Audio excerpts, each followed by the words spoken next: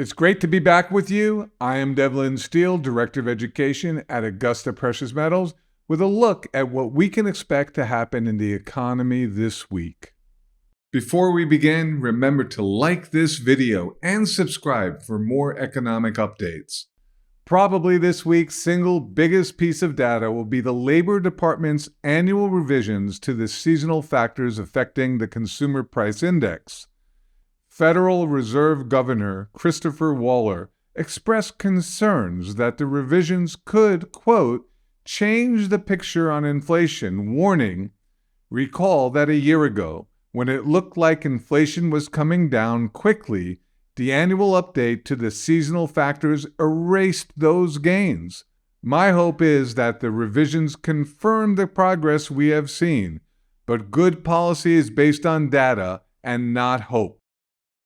On Wednesday, the Congressional Budget Office will release the 2024 edition of its Budget and Economic Outlook, a comprehensive analysis of the nation's fiscal profile, complete with 10-year projections of the federal budget and economy.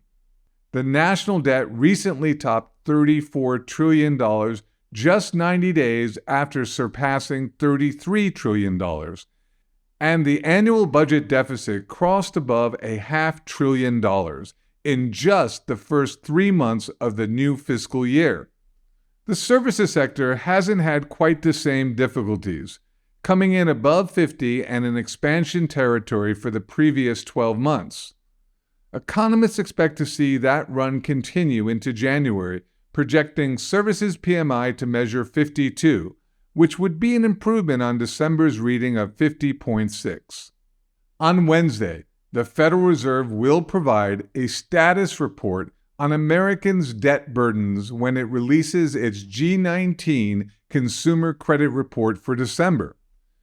In November, total consumer credit outstanding increased by $23.75 billion month over month, to push the total slightly above $5 trillion for the first time. Economists expect that total to rise another $14.9 billion in December.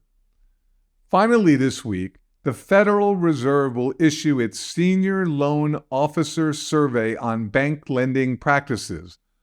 The previous survey results reveal that banks tightened lending standards across the board in the third quarter.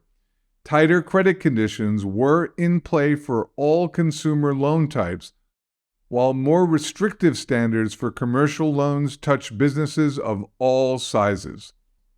That's all for now. We'll be back on Saturday with more economic updates. This is Devlin Steele for Augusta Precious Metals signing out.